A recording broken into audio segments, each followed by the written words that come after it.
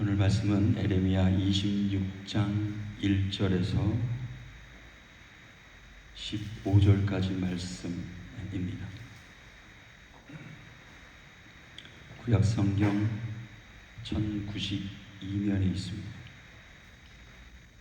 에레미야 26장 1절에서 15절 말씀을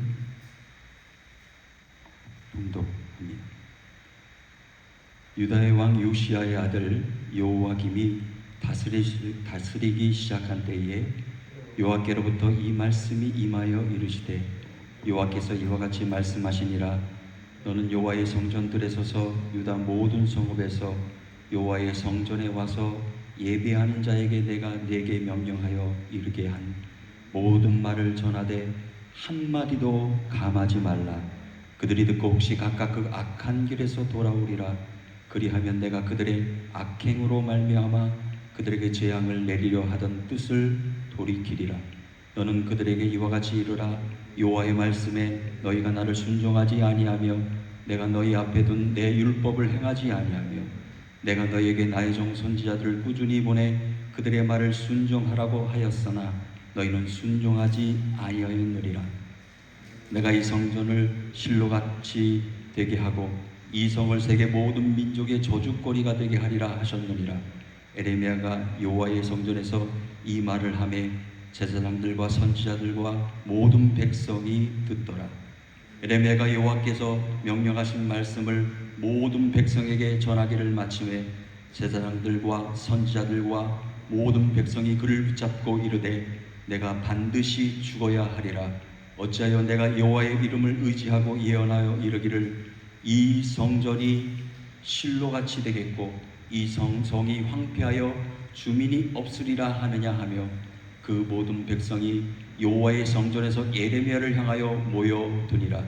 유다의 고관들이 이 말을 듣고 왕궁에서 여호와의 성전으로 올라가 여호와의 성전 새 대문의 입구에 앉으매 제사장들과 선지자들이 고관들과 모든 백성에게 말하여 이르되, 이 사람은 죽는 것이 합당하니 너희 귀로 들음같이 이 성전에 관하여 예언하였습니다. 에레미야가 모든 고관과 백성에게 말하여 이르되, 여호와께서 나를 보내사 너희가 들은 바 모든 말로 이 성전과 이 성을 향하여 예언하게 하셨느니라. 그런즉 너희는 너희 길과 행위를 고치고 너희 하나님 여호와의 목소리를 청종하라. 그리하면 여호와께서 너희에게 선언하신 재앙에 대하여 뜻을 돌이키시리라. 보라, 나는 너희 손에 있으니 너희 의견에 좋은 대로 옳은 대로 하려니와 너희는 분명히 알아라. 너희가 나를 죽이면 반드시 무지한 피를 너희 몸과 이 성과 이 성 주민에게 돌리는 것이니라. 이는 여호와께서 진실로 나를 보내사 이 모든 말을 너희 귀에 말하게 하셨음이라. 아멘. 자리에 앉으시겠습니다. 기도하겠습니다.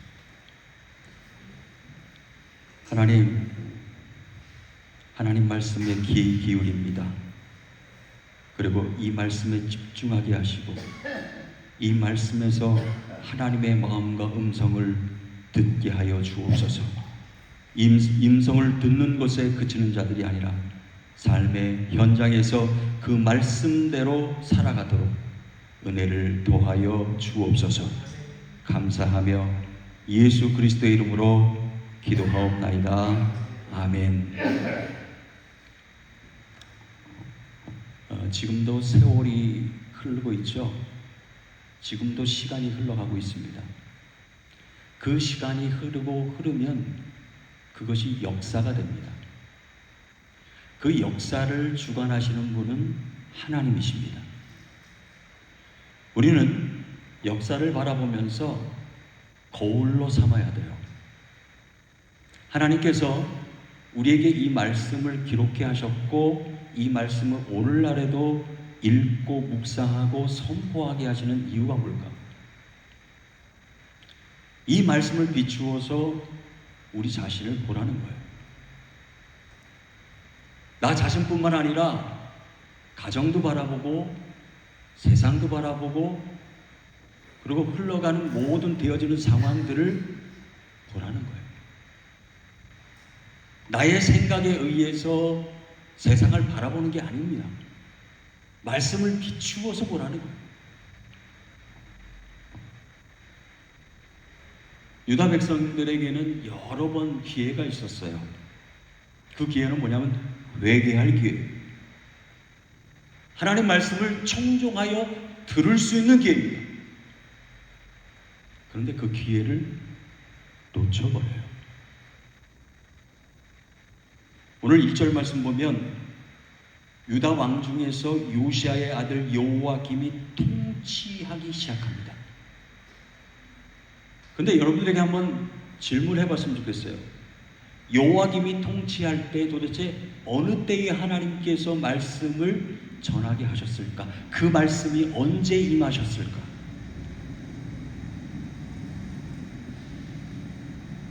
여호와김이 통치할 때에 4년이 됐을까요? 통치 4년째 되던 해에 하나님의 말씀이 다 임했습니다. 왜 임했을까요? 아니요, 그 말씀의 뜻을 보니까 너희들이 포로로 다 끌려가게 될 것이다 라는 예언의 말씀이 있어요. 그 말씀은 유다 백성들에겐 충격입니다. 믿기지 않은 상황입니다. 아니, 믿을 수 없는 상황이고요, 믿고 싶지 않은 상황이에요. 그 예언의 말씀, 하나님의 말씀을 쭉 에레미야가 선포하면서 이방 민족에 의해서 포로가 될 텐데 하나님께서 이방 민족을 도구로 사용하셔서, 아니 심판의 도구로 사용하셔서 우리 민족이 그렇게 멸망받을 겁니다라는 예언이에요. 그것을 직접적으로 서기관에게 기록해야 했습니다. 자, 이게 기회예요. 기록해 했다는 것은 낭독하여 잊지 말라고 하는 얘기입니다. 그것이 바로 여호와김 통치 4년에 있었던 일들이에요. 오늘 우리에게도 하나님 말씀을 기록해 하셨고 이 말씀을 낭독하고 읽도록 하셨어요. 그 뭡니까? 오늘 말씀을 통해서 비춰보고 나를 돌이켜보라는 거예요. 기회입니다. 기회. 통치 4년에만 있었던 일이 아닙니다. 통치 5년 그 다음에도 하나님의 말씀이 임했어요. 그때는 바룩이 성전에서 낭독을 했습니다. 하나님 말씀을 낭독을 했어요. 그 낭독을 왕이 듣고서 아멘하지 않았습니다. 순응하지 않아요. 그 말씀은 달콤한 말씀이 아니었습니다. 경고의 말씀이었고 회개를 촉구하는 말씀이었고, 그 낭독한 말씀을 듣고 그 두루마리 말씀을 찢어버려요. 하나님의 말씀을 감히, 하나님이 선택한 백성의 왕이 하나님의 말씀을 찢어버리고 불에 태워버렸다는 거예요. 여러분, 뼈아픈 말이에요. 뼈아픈 내용입니다. 뼈아픈 역사입니다. 사람의 완악함은 바닥을 치기 시작했어요. 아니, 유다 백성들의 마음은 바닥을 치고 있었고요, 왕은 물론이고 보관들까지도 그들의 신앙과 믿음은 바닥을 치고 있었습니다. 그런 모습 가운데 하나님께서 통치 4년에도 통치 5년에도 계속해서 말씀을 통해서 기회를 주셨어요. 오늘 이 시간에도 말씀을 통해서 여러분들에게 기회를 주고 계세요. 기회를 주고 계세요. 나에게로 돌아오라고, 가까이 오라고, 말씀에 집중하라고, 청종하라고. 그렇다면 오늘 말씀에 유다 왕인 여호와김 통치 시작된 초기에 또 말씀이 임했다는 거예요. 통치 4년에만 이루어졌던 것이 아닙니다. 5년에만 이루어졌던 것이 아닙니다. 처음에도 하나님의 말씀이 임했어요. 여러분, 첫 단추를 잘 끼야 된다 그러잖아요. 왕이 통치하기 그 처음 시기에 하나님이 얼마나 급하셨으면 이 말씀을 선포하게 하셨습니까? 2절 말씀을 통해서 보면 하나님께서 에레미야 선지자를 통해서 하셨던 말씀 딱 하나예요. 여호와의 성전 뜰에 서라 그랬어요. 어디요? 예전에는 하나님께서 말씀을 기억하십니까? 성전 문에 서라 그랬어요.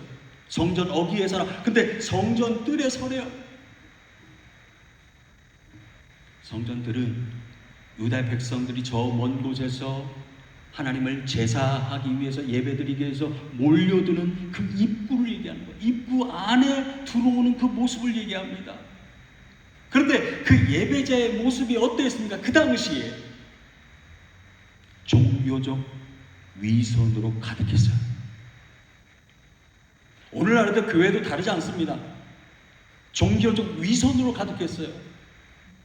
그냥 성전 문만 밟고 있었지, 교회 문만 밟고 있었지, 마음은 다른 데가 있었단 말이에요. 생각은 다른 데가 있었단 말이에요. 마음을 열고서 하나님의 마음을 품고 있었습니까? 그렇지 않았어요. 말씀을 사모했습니까? 그렇지도 않았어요. 그냥 냉랭했어요. 오늘도 그 말씀이야. 오늘도 그 말씀을 낭독하는 거야. 성전 문턱을 벗어나질 못해. 우리도 마찬가지입니다. 오늘 우리 마음 가운데에 하나님의 교회를 찾아와서 들어왔지만은 마음은 다른 데가 있고 생각은 다른 데가 있다면 성전 문턱만 밟고 있는 거예요. 하나님을 예배하는 그 마음까지 이르지 못하고 있는 거예요. 오늘 에레미야는 성전 안에 들어와서 성전 설교를 하고 있습니다. 아니, 설교보다는 선포를 하고 있는 거예요. 하나님 마음을 백성들에게 알리기 시작합니다. 그런데 하나님께서 에레미야에게 충격적인 말씀을 했어요. 한마디도 빼지 말라. 이 말씀이 너무 중요해요. 왜 한마디도 빼지 말라고 하셨을까? 반대적으로 생각해요. 왜 이 말씀 하셨는지. 이 말씀을 빼먹기 때문에 문제를 드립니다. 제가 좀 구체적으로 말씀드립니다. 여호와김은 통치를 하면서 형제 간의 갈등이 많았어요. 시드기 왕 때입니다. 형제간입니다. 여호와김과 시드기 왕은 믿음이 없는 양이에요. 믿음이 없었습니다. 하나님에 대한 신앙이 없었어요. 별로. 바벨론이 포위할 때 일입니다. 위급한 상황이에요. 생사가 갈라지는 그 위기의 순간입니다. 에레미야를 불러요. 아니, 급하면 에레미야를 찾아가야지 불러. 좋습니다. 에레미야가 찾아갔어요. 찾아가서 그에게 말하죠. 시드기야 왕이 빠짐없이 얘기해달라. 여러분, 이 의도를 잘 들으셔야 돼요. 정말 하나님 말씀을 경청하기 위해서, 듣기 위해서 그가 빠짐없이 얘기해달라고 부탁한 겁니까? 아니에요. 달라요. 한마디예요. 하나님 앞에 엎드려 항복하십시오. 하나님께서 바벨론이라는 심판의 도구를 사용하셔서 지금 심판하고 계십니다. 반항하지 말고 항복하십시오. 그것이 하나님의 뜻입니다. 이게 에레미야의 뜻이었고 하나님의 뜻이었어요. 하나님 앞에 엎드리는 것, 그 말씀에 순종하는 것. 시드기야가 머리를 굴리기 시작해요. 가만히 생각하니까 백성들의 눈치가 보이는 거야. 만약에 자기 통치 기간에 항복했다, 항복을 선언하고 백성들이요, 우리 항복합시다, 그냥 총칼을 내려놓고 그냥 항복합시다, 두 손 번쩍 들고 갑시다. 역사에 기록될 일이에요. 시드기야 왕 때 항복하고 손 내리고 그냥 포로로 끌려갔대. 이 말이 듣기 싫은, 항복하지 않습니다. 여러분, 겉으로 볼 때는 야, 용감하네, 용기가 있고 담대하구나, 그렇게 생각이 들죠? 그렇지 않습니다. 그렇지 않아요. 하나님의 뜻은 그게 아니었어요. 곰곰이 생각하고 너의 죄 때문에 이런 상황이 이루어졌음을 깨닫고 그냥 순종해, 엎드려. 백성 앞에서 항복을 선언하지 않았습니다. 백성 앞에서 하나님의 말씀을 그대로 전하지 않았습니다. 대적했어요. 하나님을 대적했고 바벨론을 향하여서 항복을 하지 않았습니다. 이전엔 에레미야에게 성전 그 문에 서서 하나님 말씀을 선포하라 그랬어요. 왜요? 왕과 고관과 백성들을 향하여 말씀을 선포하라고 하셨기 때문이에요. 이번엔 여호와김 통치기간 초기입니다. 여호와의 성전들에 서게 하신 이유가 뭘까요? 수많은 백성들이 예배하기 위해서, 제사하기 위해서 몰려들기 시작합니다. 근데 그 마음들이 다른 데가 있어요. 다른 데가 있어요. 생각이 다른 데가 있고 마음이 다른 데가 있고, 하나님 중심에 가 있지 않았습니다. 하나님 마음에 가 있지 않았습니다. 오늘 우리에게도 동일해요. 이 시간 말씀에 집중하고 도대체 하나님께서 이 말씀을 통해서 나에게 하시는 말씀이 무엇일까를 자꾸 생각해 봐야 돼요. 예배하러 오는 자들을 향해서 외치기 시작합니다. 아니요, 오늘날 여러분들을 향해서 지금 하나님께서 외치고 계시는 거예요. 말씀을 빼지 말라, 그리고 선포하라 말씀하고 계세요. 오늘 이 말씀에서 우리는 주목해야 될 것이 있어요. 청중의 입맛에 맞는 말씀을 선포할 것인가, 아니면 하나님의 말씀을 그대로 선포할 것인가. 에레미야도요, 어떻게 보면 인간적으로 볼 때 갈등이 생길 수도 있었을 거예요. 제 추측입니다. 그런데 하나님께서 그 마음을 아셨는지 빼지 말고 선포하라 말씀하셔요. 빼지 말고. 아니, 백성들을 생각하면 왕 앞이라면 눈치를 보고 뺄 수도 있었을 거예요. 아니면 돌려서 얘기할 수도 있었을 겁니다. 간접적으로 얘기할 수도 있었을 겁니다. 그런데 그러지 않았다는 거예요. 빼지 말라. 하나님의 마음이 절실해요. 하나님의 심정이 절실합니다. 왜? 여호와김 왕 통치기간 초기 때에 바로잡지 않으면 어떻게 돼요? 그 통치가 온전해집니까? 그 다스림이 온전해집니까? 빼지 말고 선포하라는 이유가 있지요. 3절 말씀 보면 뭐라고 말씀합니까? 하나님의 마음과 하나님의 생각이 드러나게 돼 있어요. 그 드러나는 모습을 보면 각기 악한 길에서 돌아오기를 간절히 원한다는 말씀이에요. 돌아오면 재앙을 뭐 하겠대요? 멈추시겠대요. 하나님의 본 마음이에요.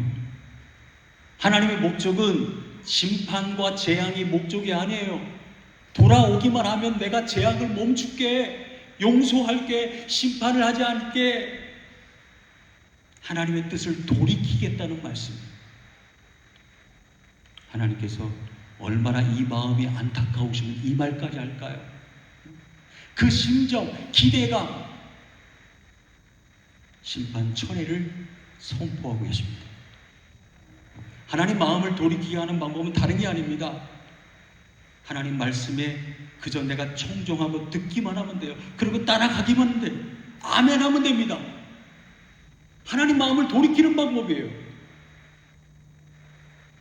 그런데 유다 백성들의 변화를 기대했던 하나님의 바램은 전혀 이루어지지 않습니다. 하나님이 오늘도 저와 여러분들에게 기대가 있어요. 기대가 있습니다. 그 기대를 정말 어긋나지 않게 다시 한번 점검해보고 또 점검해보고 다시 한번 돌이켜보고 비추어보는 여러분들 되시길 바랍니다. 유다 백성들의 변화를 기대했던 바램 전혀 이루어지지 않아요. 4절 말씀 보면 너희가 순종하지 아니했다 그랬어요. 순종하지 않았다. 첫 번째. 두 번째, 율법을 행하지 아니했다. 말씀을 듣지 않았고요, 그 말씀대로 행하지 않았다는 거예요. 그냥 형식적으로, 습관적으로 그냥 하는 척만 했다는 거예요. 하지 않았다는 겁니다. 5절 말씀을 통해서 보면 하나님 종 선지자들의 선포된 말씀도 순종하지 않았어요. 여러 번 보냈습니다. 하나님께서 한 번만 보냈습니까? 그렇지 않았습니다. 하나님께서 창조 이래에 보냈던 하나님의 종들이 얼마나 많아요. 그 많은 수많은 종들을 통해서 말씀을 전하게 하셨고 마음을 전달하게 하셨고 사랑의 마음을 전달하셨어요. 에레미야는요, 선포하는 과정 속에서 얼마나 힘들었나 몰라요. 고관들의 비난과 비판과 테러의 위협을 받으면서 선포하기 시작합니다. 뿐만 아닙니다. 거짓 선지자들과의 갈등이 얼마나 심했나 몰라요. 백성들은 이 말이 옳은지 저 말이 옳은지 분별하지 못한 채 그저 달콤한 말에 귀 기울이는 백성들이 더 많았다는 거예요. 에레미야는 그런 상황 가운데도 희망의 끈을 놓치지 않습니다. 희망의 끈을 놓치지 않아요. 유다 백성들은 일시적인 불순종이라면 다행이에요. 그냥 한 번의 불순종이라면 너무 다행이지만 그렇지 않았다는 거예요. 지속적인 말씀을 거부했다는 거예요. 하나님께서 오래 참으셨습니다. 그거 아세요? 하나님이 오래 참고 계시는 거? 지금도 오래 참고 계십니다. 세계의 정황들을 바라보면서 그리스도인들을 바라보면서 오래 참고 계십니다. 오래 인내하고 계십니다. 그런데 지금까지도 지속적인 말씀을 거부하는 자들이 많이 있다는 게 문제예요. 지금도 하나님은 성경 말씀을 통해서 설교의 말씀 선포를 통해서 끊임없이 말씀하고 계십니다. 불순종은요? 아니요. 무관심은 아니요. 말씀을 들으려고 하는 자기 고집대로 살려고 하는 그 마음은요, 마치 문둥병과 같습니다. 한번 걸리게 되면 무뎌져요. 살점이 도려내는 그 아픔 속에서도 몰라요. 그게 아픈 건지도. 영적인 문둥병이에요. 오늘 우리 교회 안에 머물고 있는 모든 그리스도인 가운데서도 영적인 문둥병에 걸린 자들이 많아요. 말씀이 너무 무뎌져서 그냥 왔다 가는, 문턱만 밟고 있는, 그냥 성전 뜰만 왔다 가는 그런 성도들이 너무 많다는 거예요. 그래서 하나님은 결심하십니다. 6절, 7절 말씀을 계속해 보면 내가 이 성전을 실로 같게 하리라. 실로 같게 하리라고 말씀하고 있어요. 실로 같게. 여러분, 갑자기 뜬금없이 실로 같게 하리라고 하신 그 말씀의 의도가 뭡니까? 그 의도를 생각해 봐야 돼요. 여러분, 실로는 과거 엘리 제사장 시절로 돌아가서 봐야 돼요. 엘리 제사장 시절 때에 언약궤를 빼앗기고서 그냥 흥청망청 살아갔어요. 황폐해진 그들의 신앙의 모습을 바라봤습니다. 하나님이.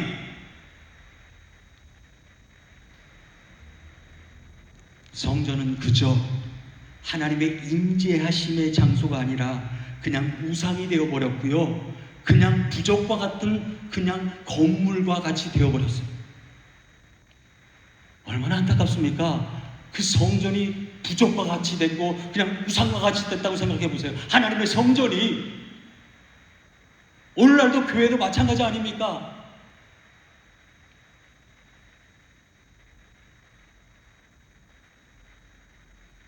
(6절) 말씀을 통해서 하나님이 기가 막힌 말씀하고 계세요. 6절을 보시면 세계 민족의 저주거리가 되게 하겠다 말씀하셔요. 여러분, 이것과 같이 충격적인 말씀이 어디 있습니까? 저주거리가 되게 하겠대요. 하나님의 백성을 향해서, 아니 당신의 백성을 향해서 이렇게 말씀하신 하나님의 심정은 어떨까요? 가슴이 찢어지는 거예요. 믿음과 순종이 상실된 껍데기만이 살아있는 종교인들, 그렇게 된다면 심판을 피할 수 없다는 말씀이에요. 심판을 피할 수 없다는 말씀이에요. 오늘날에도 교회가 밖에 있는 세상 사람들로 하여금 얼마나 비난의 목소리를 받고 있는 걸 알고 계십니까? 끔찍해요. 끔찍해요. 여러분, 교회의 문제는 밖에서의 외침보다는 어떻게 보면 내부에서의 갈등이 더 문제예요. 내부에서의 갈등 때문에 힘들어하는 교회들이 얼마나 많습니까? 이 말씀을 선포하자마자 에레미야가 태어나자마자 어떤 반응이 있을까가 궁금해요. 여러분, 유다 백성들과 고관들과 왕들이 어떻게 반응했을까요? 이 선포의 내용. 그냥 돌이키기만 하면 내가 이 재앙을 멈출게 하는 그 용서의 선포. 그때 8절 말씀 보세요. 제사장들과 선지자들과 모든 백성이 에레미야를 붙잡고 말하기 시작합니다. 그 부분을 보세요. 뭐라고 합니까? 너는 반드시 죽어야 한다. 누가 죽어야 된대요? 에레미야가 죽어야 된대요. 더 이상 입 다물고 그런 말 하지 마, 이 뜻이에요. 에레미야를 죽어야 이 말을 듣지 않을 것 같아요. 하나님 말씀을 참되게 전하고 있는 에레미야를 대적하는 자들, 아니요, 하나님을 대적하고 있는 거예요. 에레미야는 그 성전 문들에서 왕과 고관들과 제사장들을 향해서, 그 제사장들을 통해서 뭘 선언받고 있는 거예요? 사형을 선고받고 있는 거예요. 기가 막힌 일입니다. 하나님 말씀을 제대로 전했더니 돌아오는 건 뭐예요? 사형 선고예요. 오늘 우리에게도 이만한 각오가 있는지를 점검하셔야 돼요. 보상심리라는 게 있습니다. 내가 열심히 신앙생활하면 하나님 뭘 주시겠지. 뭘 기대하는 거 좋습니다. 하나님이 주실 때가 많습니다. 그러나 세상을 향해 바라볼 때에 그래요.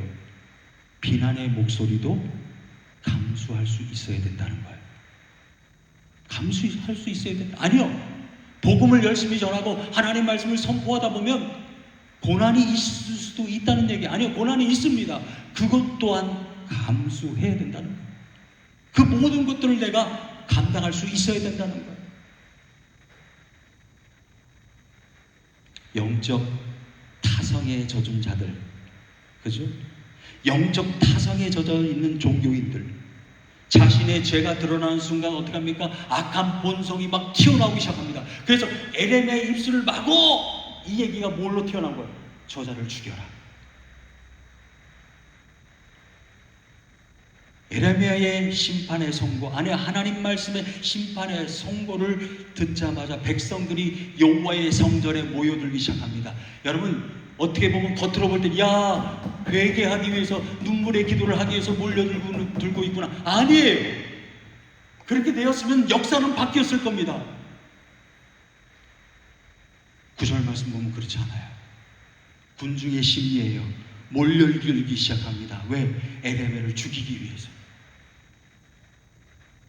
이 모습은 누구의 모습과 똑같아요?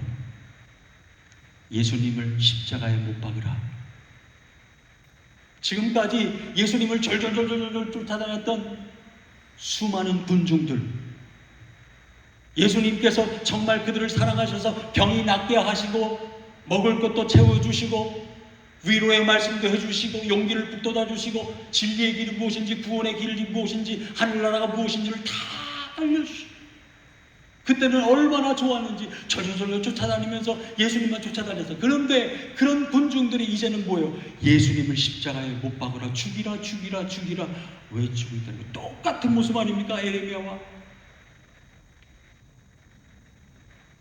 성전이라는 신성함이라는 그 명분 아래 하나님 뜻과는 전혀 반대되는 반응을 보이고 있는 유다 백성들과 왕들과 고관의 모습들을 보세요.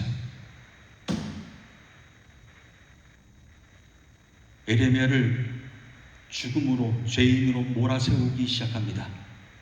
두 가지예요. 제명, 국가의 반역죄, 그죠? 멸망할 것이래요.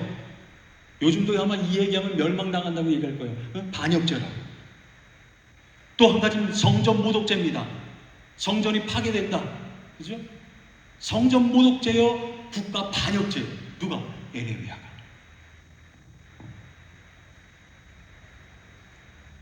여러분, 이 선언을 누가 한 겁니까? 유다의 고관들이 한 것이고요. 거기에 합세해서 누가 얘기한 거예요? 제사장들과 거짓 선지자들이 합세하기 시작했다. 여러분, 악한 명분을 가지고 있으면 왜 이렇게 단합이 잘 돼요? 선함의 하나님의 뜻에 단합이 이루어져야 되는데 오히려 분열이 이루어지고 그게 뜻이 아니냐 하고 불신하는 사람들이 너무나 많다는 거예요. 지금 하나님 앞에서 이들이 법정에 서 있는 자들이 아니에요. 보니까 하나님을 법정에 세우고 있는 것이고요, 하나님의 종을 법정에 세우고 있는 거예요. 마치 하나님의 아들 예수 그리스도, 독생자 예수 그리스도를 빌라도 법정에 세운 것 같이 똑같은 상황이 벌어지고 있는 거예요. 이에 대한 반응에 에레미야는 입을 엽니다. 그 모습을 바라보고, 아니요, 하나님이 그 모습들을 바라보면서 12절 13절 말씀을 통해서 보니까 뭐라고 말씀하십니까? 하나님이 나를 보내셔서 이 성전과 이 성과 백성들을 향해 예언하게 하셨습니다 라고 또 외치잖아요. 죽음의 위기 앞에서 벌벌 떨지 않습니다. 구걸하지 않습니다. 다시 한번 자신을 고소하고 있는, 죽이려고 하는 고관들과 왕들과 백성들 앞에서, 제사장들 앞에서, 거짓 선지자 앞에서 기회를 주고 있는 에레미야의 그 마음을 보세요. 하나님의 사랑의 마음이에요. 다시 한번 기회를 주고 있는 그리스도인의 사명, 아니 우리의 사명이 있습니다. 환경을 두려워하지 않는 거예요. 어려운 환경을 두려워하지 않는 거예요. 하나님이 보내셔서 말씀하게 하신 것, 그 사명을 분명히 우리는 알아야 돼요. 깨달아야 돼요.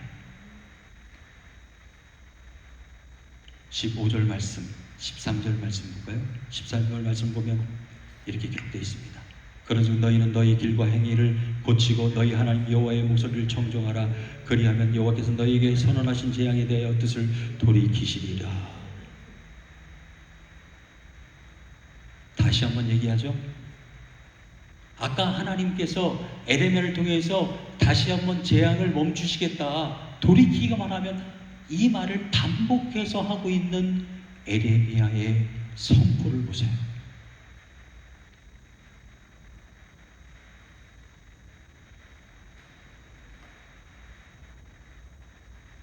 가만히 마지막 두 번째 선포를 하고 나서 이렇게 보니까 반응이 없어요.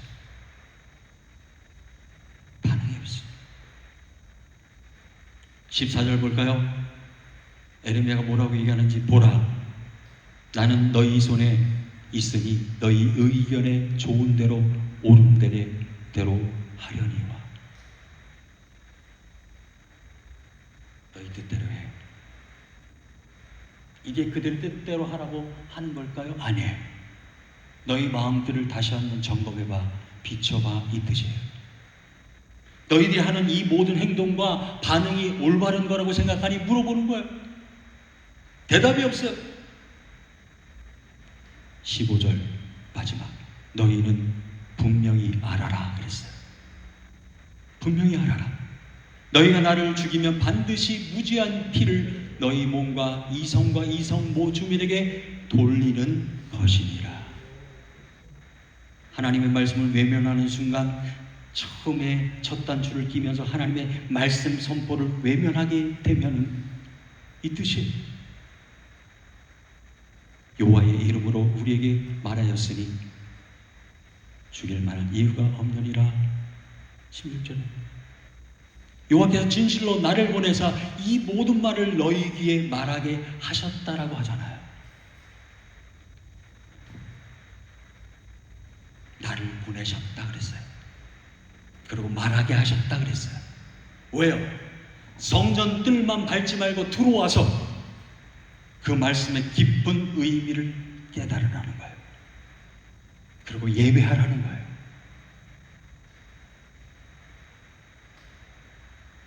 지금 여러분들에게 하나님이 이와 같이 말씀하고 계십니다.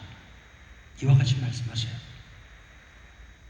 여호와께서 진실로 나를 보내사 이 모든 말을 너희에게 말하게 하셨음이라. 말씀을 통해서 이렇게 지금 말씀하고 있는 거예요.